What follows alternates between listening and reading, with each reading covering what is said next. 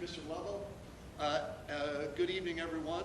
It's great to see you here. I've only been here a month, 3 days a week, and I think I recognize most of you. Is that good or bad? I don't know. I'm not sure.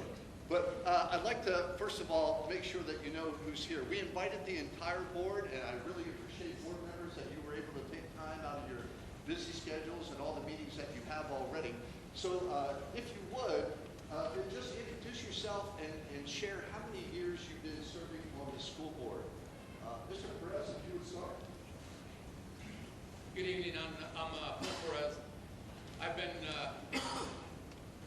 recruited, actually nominated or voted in for, was that?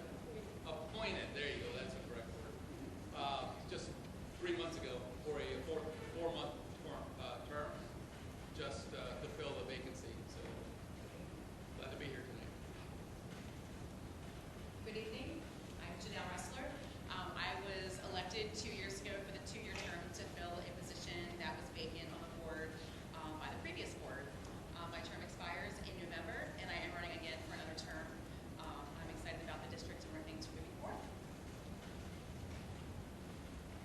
Good evening, Don Bayless. I was appointed to the board approximately a month ago to fill a vacancy, and I'm on the ballot for the general election this coming Tuesday, so for a 4-year position. So if you think I'm a good fit, I'd appreciate your vote, and thank you so much. Jeannie Ewing, I was elected and did 4 years from 2019 to 2023, and I was appointed for 13 months. That ends December, and I'm on the ballot for 2. I'm currently vice president.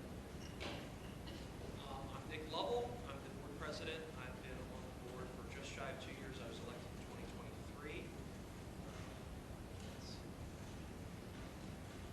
Hi, my name is Steve Yerkes. I was appointed 2 years ago for a vacancy, and I'm running for election. And thank you very much. Hi, my name is Dwayne Sullivan. I've been on the board since December 4th, 2023. So I'm just shy of 2 years like Nick. Nick and I ran together, out on the board together. So it's pretty much, I'm still with Nick. So We didn't run as running. no, we didn't, but you get my point. We ran at the same time, is what I meant, so everybody gets confused. But I'm saying we came on at the same time, just so everybody knows. And so I have another 2 years left, so I will continue serving the community and do my best to work for the people of the district. Thank you. Dr. Berry? Dr. Berryman, Assistant Superintendent. I was a teacher here for a number of years, left, did some administrative work in some other districts, and then I came back to Littlestown about 4 years ago. And just real quickly, I've got about 40 years of experience in education. My last 10 years was a school superintendent at 2 different districts. In my encore career, I was 5 years as the Ed Leadership Coordinator at McDaniel College for aspiring school principals. I still do some adjunct work for them. I helped out at Shippensburg for a full year in a role similar to what I'm doing here at Littlestown. I found that to be a very gratifying experience and really enjoyed that experience. And so when the opening came at Littlestown and the opportunity, I just want to say a big thank you to the board for allowing me to come and help you all out here. I'm not sure how long I'll be here, but as long as I'm here, I'm dedicated to trying to do my absolute best. I do have a commitment to the Gettysburg Area Recreation Authority over in Gettysburg in that little 50-acre community treasure right near the Gettysburg Hospital. I have no background in parks and recreation, but I'm having a good time there. And it's just wonderful to see so many youth sports occurring there. And anytime we can get kids away from screens and video games and all those things and working with other kids for common goals and good role models as volunteer coaches and so on, it's wonderful to see that and to be a part of that. The procedures for tonight, what we would like to do to make this a very positive and productive evening for everybody, we have asked for some questions in advance. We have 14 people who have asked us questions in advance. Some of those questions are very similar So the board officers, Dr. Berryman and I, we tried to cluster those a little bit for efficiency purposes and so on. But when we are done doing that, though, we are going to open it up for Q&A at the end for any questions that you might have in response to any of those. But maybe we're thinking as we address some of these questions, we probably will address some of the questions that you all might have. But if we don't, we want you to ask. And when we get to that part, we would just ask you to stand up, state your first name, and direct the question to me as the moderator, and then I will turn it over to the person that I think is probably has the most information that can help you out with that. We're pretty sure that there's going to be some questions that we can't answer tonight. We recognize that. We will do our best to follow up with you. If you give us your contact information, we'll get some information to you after that. I do have a couple of ground rules that are probably pretty obvious to everybody, but Bill, I apologize.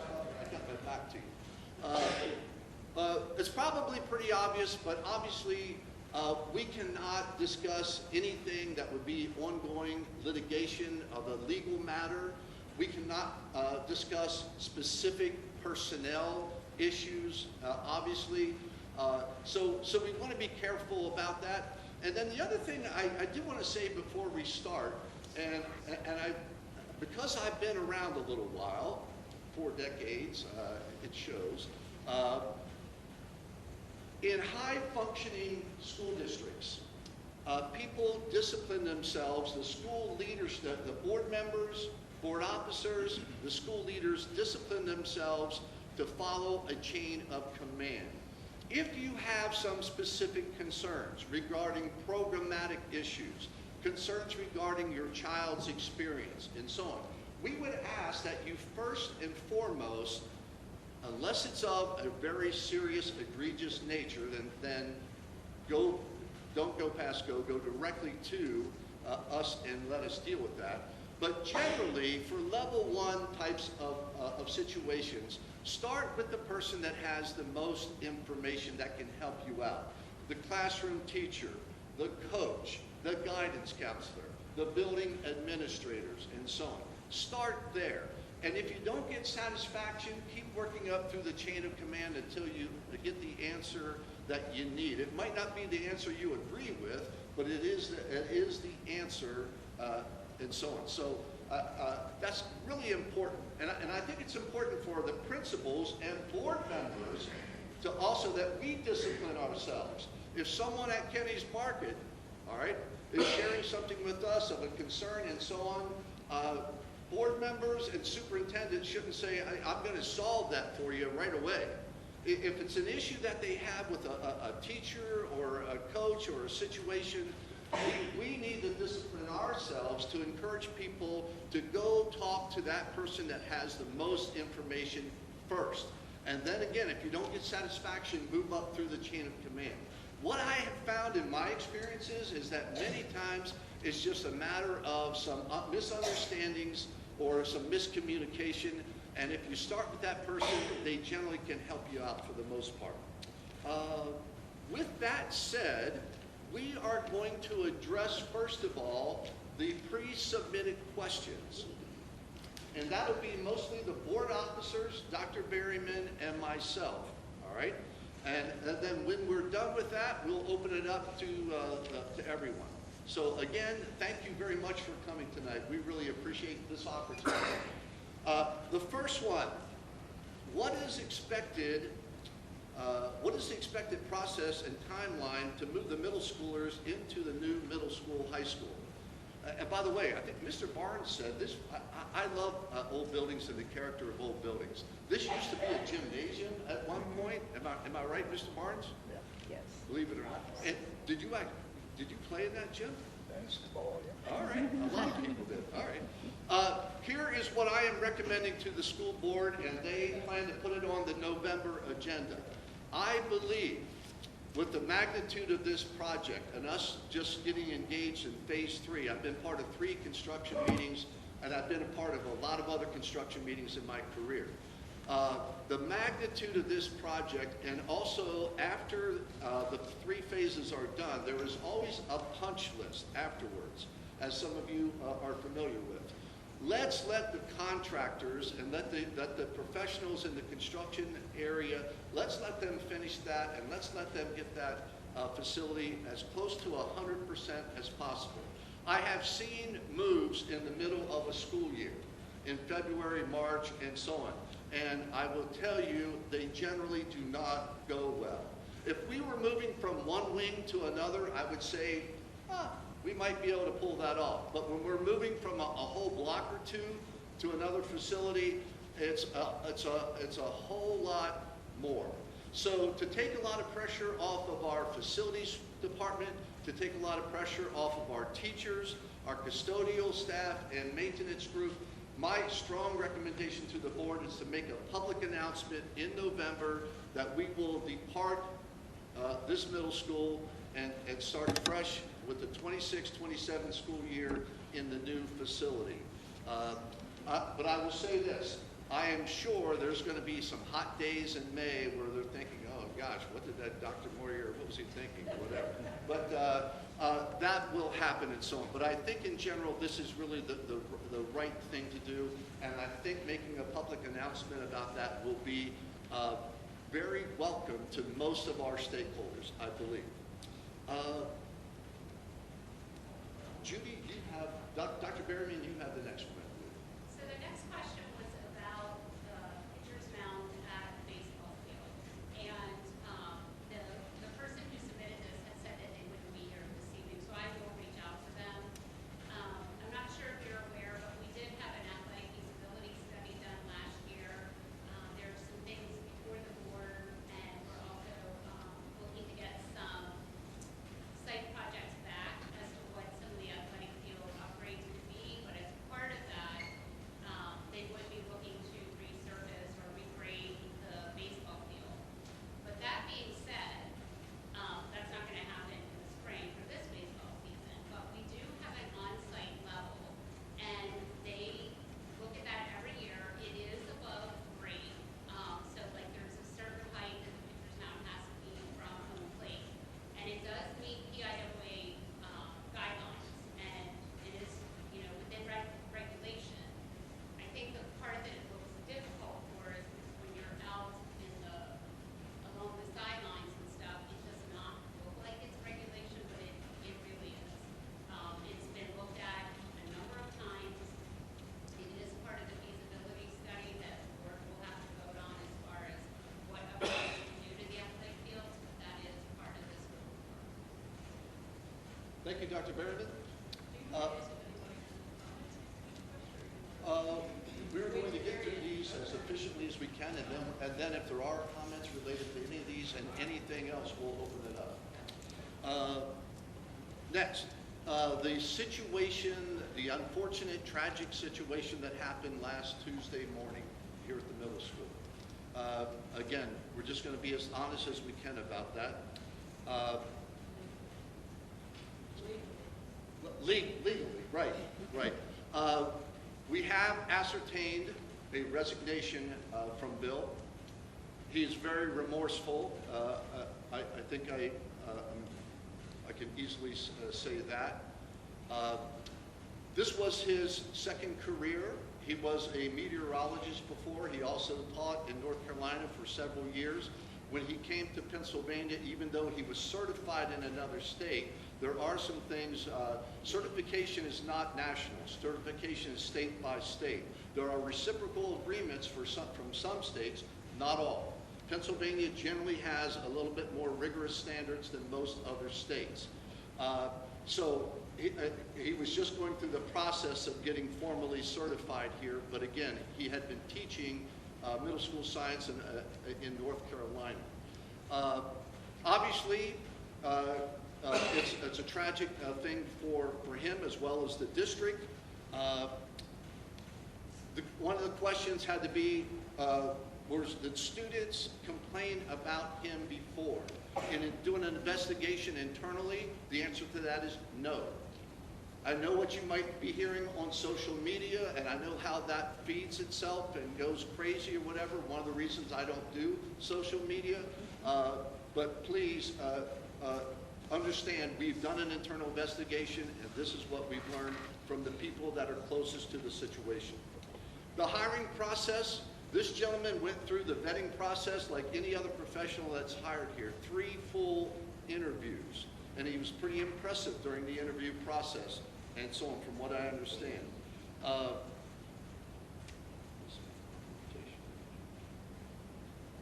And then the question also was lessons learned from this.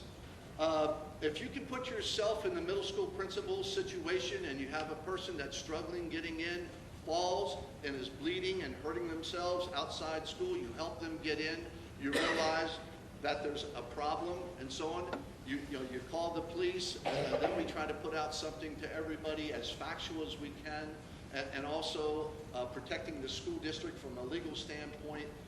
In talking with John, our school security officer, and talking with our council and so on, there's not a whole lot we would do differently. And I can certainly understand why the middle school principal that early in the morning was looked at this as, let's do a well-being check first of all.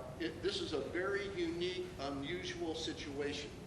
And again, we've got a resignation. We're going to work hard to find a suitable long-term sub replacement. We're going to do that as soon as possible. This person, he has a family member that's, well, I'm going way too far. I need to stop at that probably. So that may not satisfy everybody. I understand that, but at the same time, we stand by that situation. It's very unfortunate. It's tragic for him. It's tragic for everybody all around. It's terrible that our students had to be exposed to that and so on. But I do believe, by and large, we did do the prudent thing overall. And I was not on campus that day, so I want to thank Dr. Berryman. I want to thank our school security officer, Mrs. Golden, and our team here for acting as quickly as they did. And please know, all right, as remorseful as he was, there was never any intent, and there were never any weapons, loaded weapons, inside the school, or even a threat of that. But this gentleman, again, why those things were in the car and why his life situation was the way it is, I'm not going to judge that. That's not for me to judge, I don't think. Next, I would like for our board officers to talk a little bit about the Sunshine Act, rules of engagement with the school board meetings, community education sessions, and a little bit about our board mission. Okay. Thank you, Dr. Moyer. So the first question that we got, I have 4 here. The first question is, what is the Sunshine Act? How does it apply to the current board? And examples of what it does and what it does not apply to. So the Pennsylvania Sunshine Act is a state law that requires government bodies, including school boards, to conduct their business openly and transparently.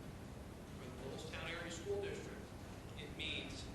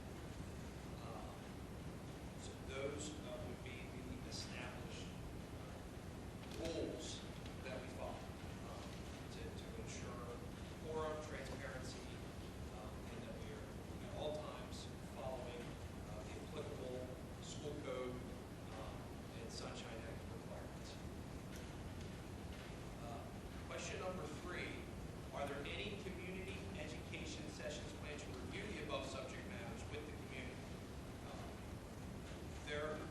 Have not been any planned at this time. We're hopeful that sessions like this will get the word out to the community and help inform you all about these topics. We have also started doing things like board highlights in which we talk about matters that and highlight things that have happened in our board meetings. We could potentially include some information like this, but the community can rest assured that we are at all times being diligent in following the board policy, Pennsylvania School Code, and the Sunshine Act when we're conducting our meetings and doing business. And then number 4 is, does the school board have a clear mission and vision statement? Yes, as the Littlestown Area School District, and I think I mentioned this in my opening, we have adopted mission and vision statements. These were developed during our last comprehensive planning, which was done last school year. And our mission statement is investing in collaborative experiences that inspire and nurture personal growth. Our vision statement is to build a solid foundation to prepare all students for life and career success. Okay. No, but maybe at the end of the board highlights, we can add a little section, even though it didn't happen at the meeting, we can pick a policy in the board and explain instead of, and then over time, maybe if they read it, they can learn how we function in board meetings, why we follow it, how we follow the policy. I really like what the board officers are doing. Oh, Jeannie, speak up. I was just saying, if anybody's even reading the board highlights, can't hear her. Stand up when you're talking, that's what she said. Oh, okay. I was just saying that maybe we could add, in the board highlights, maybe at the bottom, a policy for the board, how we can just explain it, not the whole policy, but just explain how we're functioning by policy. Because, I do think, we can I reach think it, but what we the, have to follow policy. what the board officers have done by giving us these highlights have been wonderful. I don't know if you've had a chance to check those out a little bit. I think they're very informative. That way you don't have to look down through the entire, the several pages and whatnot. So I commend you all for what you're doing with that. The next item has to do with student life and safety regarding, I don't know if it's real or perceived, mental health funding being pulled from the school, and also recognizing the struggle that our elementary kids are having sometimes with reading comprehension and so on. Dr. Merriman, I think you were taking that. So sorry. Thank you. Thanks. I also have some notes, so I took some notes earlier today so I could hit all of these. I had 2 different people submit questions, kind of very similar, so I'll try to do all of them at one time if that's okay. So with the mental health funding, I think you might be referring to some of the grants that may be not renewed. So still waiting on the state budget and the federal budget, but our state's in a very unique situation right now where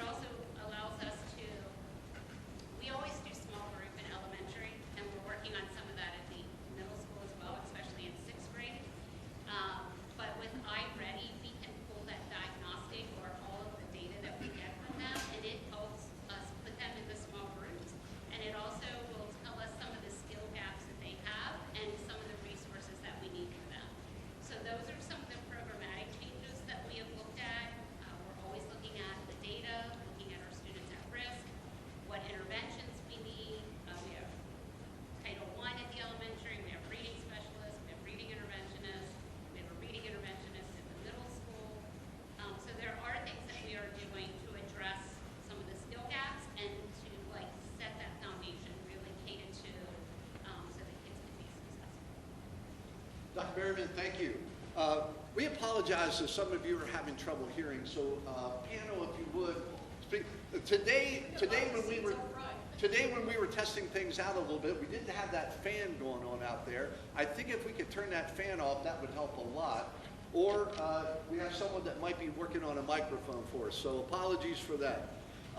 Next, I did want to clear something up that Mr. Perez reminded me of, something that was on social media regarding the incident from last Tuesday. This is the last thing I'll say about that, is that staff members were telling, don't you dare tell your parents anything about this or something like that.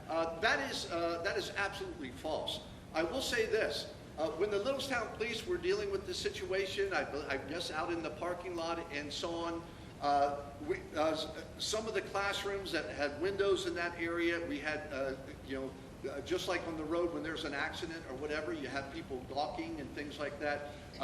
And you can imagine early adolescent kids were pretty interested in what was going on. They were trying to get them back on task. So it wasn't about not sharing anything. It was, let's get focused on our lesson for the day. Next issue, the state budget. I'm going to say something that I said publicly at a Gettysburg School Board meeting. I believe these people, these politicians in Harrisburg, and frankly in D.C. right now with the federal shutdown, I think they should be waiving their salaries during that entire time. Maybe that would help motivate people a little bit.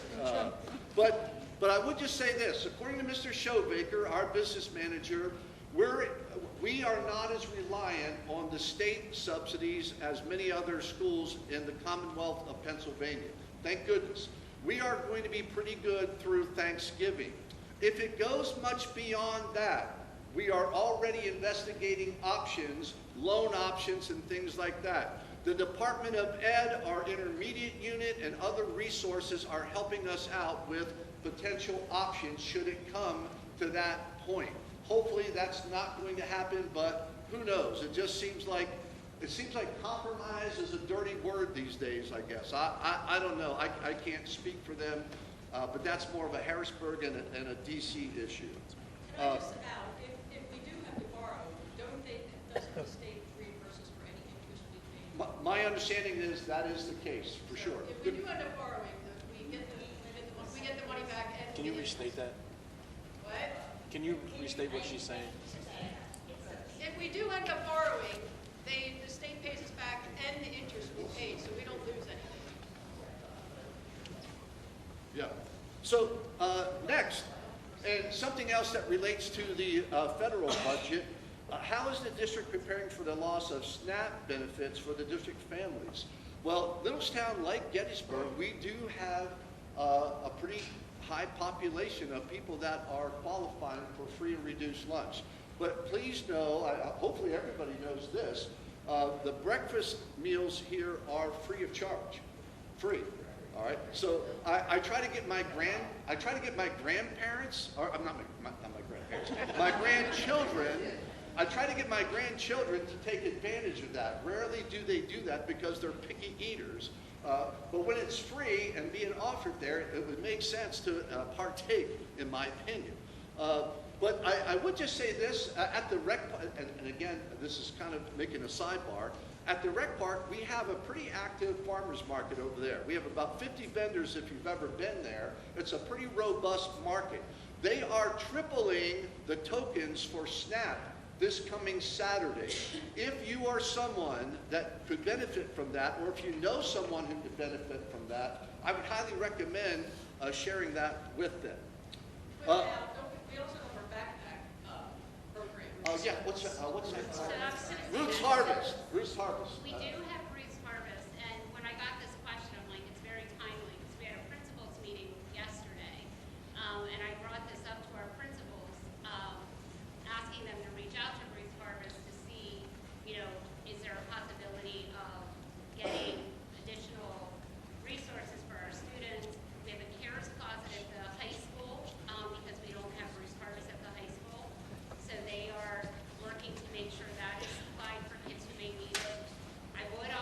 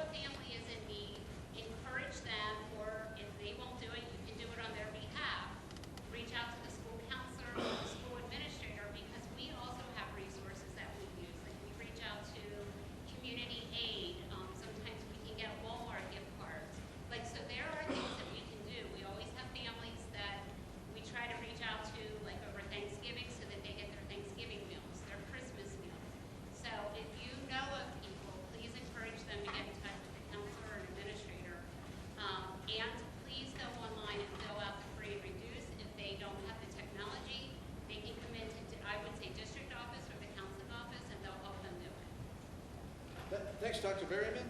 Also, there is a perception that the board only recognizes students of the month that are regular ed students and not students that have an IEP. Dr. Berryman, I think you want to set the record straight on that. Yeah. So